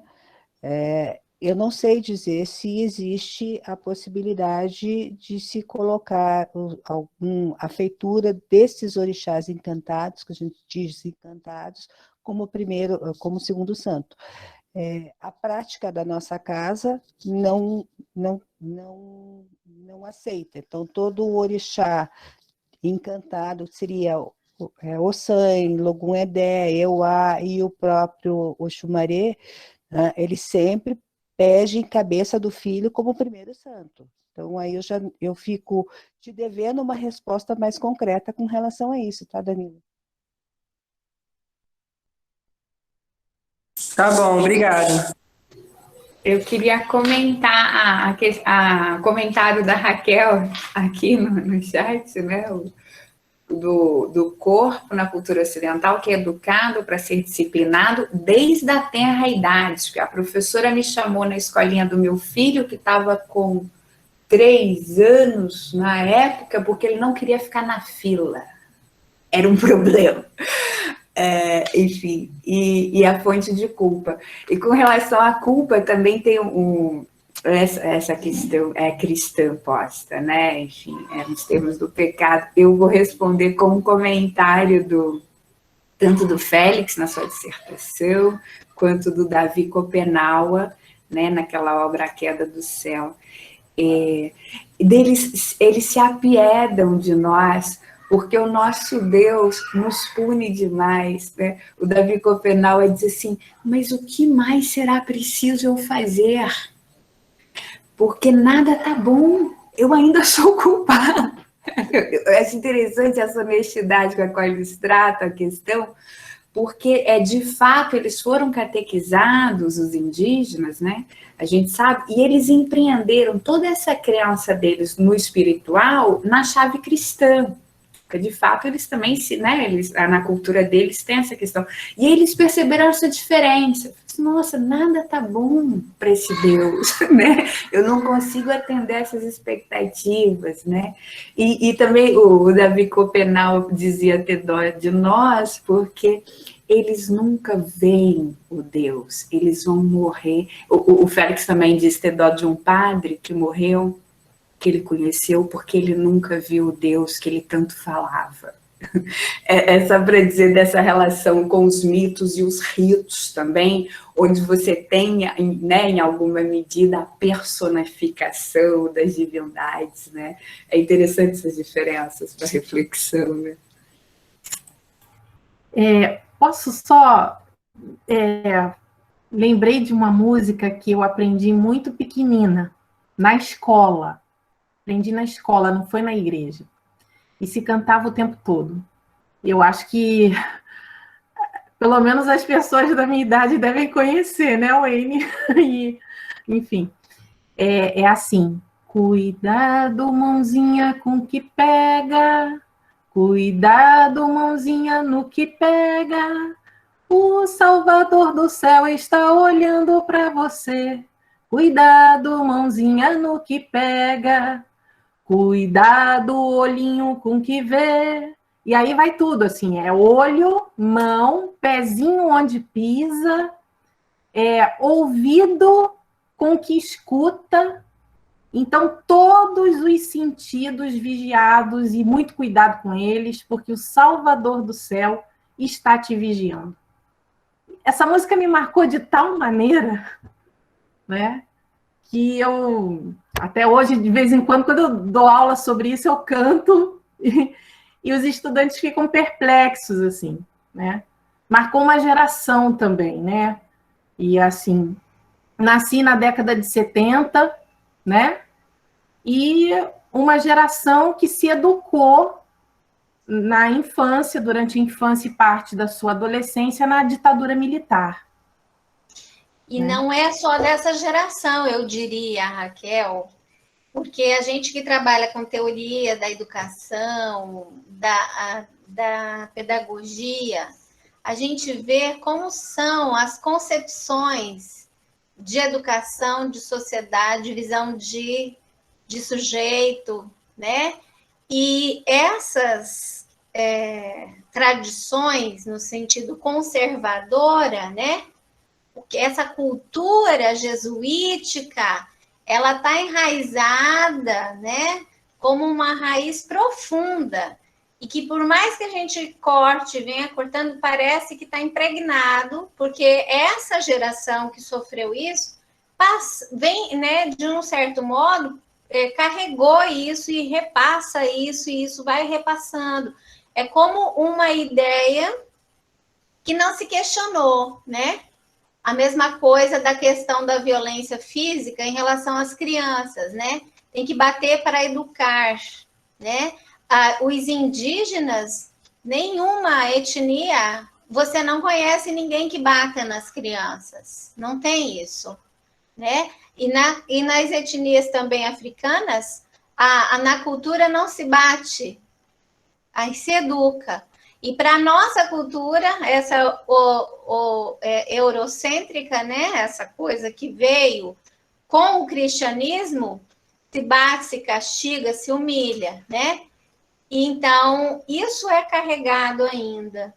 Então, eu agradeço também, aproveito já, né, para agradecer essa oportunidade que a Alice nos traz, e nos, né, Rosa, Ronise, Danilo, todos vocês aí que participaram, né, conosco hoje, o quão é importante, né, o quanto é valoroso para nós termos a abertura de pensamento e de interesse e de se despir de preconceito, né? Largar a mão do preconceito para aprender sobre a cultura, as diferentes culturas e aquilo que nós podemos ser melhores a partir dessas diferentes culturas, né? Porque só uma visão? Por que não várias visões, né? Por que tem que ser uma só e imposta como, né? Essa é a certa, essa é a correta, as outras são pecados, são proibidas, são, né, bruxaria? Por que isso ainda existe e persiste nas nossas ideias, né? Então, assim, eu faço meu grande agradecimento aqui a vocês. E a Ana vai também aí. Não sei se tem mais alguma pergunta. A Ronise, quer contar, Ronise, a sua pergunta da infância, a sua lembrança, a sua memória? Ah, tá bonito, sim. Né? Pode falar. Sim. Eu lembro que, assim, eu sou carioca né, e do subúrbio do Rio, moro aqui no Rio Grande do Sul. Agora, né? Então, mas eu lembro que na infância eu caminhava, ia com a minha avó, eu fui curada todo o tempo da minha infância com a vovó Joaquina. E eu lembro que no subúrbio, quando alguém tinha expressões de transe, né, na rua, as pessoas diziam assim: ih, tá tomando coça do santo. Tá apanhando. E eu, quando criança, isso na minha cabeça nunca entrou, porque eu pensava assim: como é que o santo pode dar uma coça em alguém? Como é que é? E até hoje eu percebo, assim, boa parte da minha família de candomblé, e tem sempre aquela coisa, né, de dizer: olha, você tem que fazer o santo, você vai tomar uma coça. E eu acho uma coisa tão danada, porque eu não tenho uma relação com o santo dessa maneira, né? Como você falou, é educação, né? Você aprende com as experiências e o conhecimento traçado, né? Trocado, né? Então, não é uma coisa de surra, mas sim de aprendizado com seus próprios atos, né? Você tem o livre-arbítrio, né? Como é que o santo vai dar uma coça? Me lembrou essa fala de vocês. Eu achava um absurdo. Meu Deus, não tem como, né? Enfim, é só uma lembrança. Que bacana, que bom você trazer isso para a gente, né? Que belo que fica, né? Quanta celebração aqui da vida, né? Da existência, com a fala da Alice, né? Com a fala de vocês. É isso, vamos tirar aquela foto clássica, Wayne? Convido vocês, então, para abrirem as câmeras. Seu microfone está fechado. Eu vou tirar uma primeiro da Alice, bem grandona. Alice, faz um sorriso aí, tá? Pra não pegar de outro jeito. Aliás, 1, 2 e já. Agora os demais. Peraí, deixa eu salvar essa foto. Gente, está todo mundo de blusinha de manga e eu morrendo de frio aqui. Aqui tá calor, Rosa. Aqui tá muito Isso calor. aqui, ó. Eu só tirei a jaqueta para não passar vergonha. Tá chique, tá muito lindo esse cachecol aí. Eu tô como Rosa, eu hora pego o casaco, hora tiro o casaco. De onde vocês estão? Eu estou em Curitiba. Eu tô em Novo Hamburgo, no Rio Grande do Sul, região metropolitana. Está pior que eu. Tem mais alguém de fora na live? Eu sou de Niterói, do Rio de Janeiro. Ô, beleza. Você está no calor. Não, tá muito frio aqui. Quem mais? Eu estou no Piauí. Oi, Piauí! Mas Quem eu sou mais? cearense. Eu estou no moro Maranhão. Ceará. No Maranhão, Marcelo? Sim. Opa! Salve, Legal, Maranhão! gente. Vamos lá, gente. Então, Vamos lá. todo mundo no sorriso. Atenção. 1, 2 e já. Aí, se alguém quiser também capturar e depois mandar para a gente, pode mandar. Mas a última para garantir agora, hein? Espera aí. Vamos lá, a última para garantir. Quem não participou, última chance. Gente, super legal a participação de todo mundo. Atenção, 2 e... legal. Um abraço bem apertado. Axé. Axé. Muito obrigada, gente. Beijo a todos. Beijo. Boa noite. Obrigada, professora. Obrigada a todos. Obrigada. Quer dar seu tchau final, Alice? Quer falar alguma coisa? É só mesmo agradecer. Muito obrigada a todos e todas pela escuta, pelos comentários, pelo aprendizado. Obrigada a vocês por nos propiciar esse encontro. Falou. Obrigada, Beijos. Gente. Boa noite. Caminhos Cadê o abertos a pandeiro? todos. A Alice disse que ia tocar um pandeiro no final. Vai estar lá, Alice, o pandeiro? Não, já não tá bom, gente. Tá bom. Fico te devendo. Um beijo. Falou. Beijo, gente. Tchau.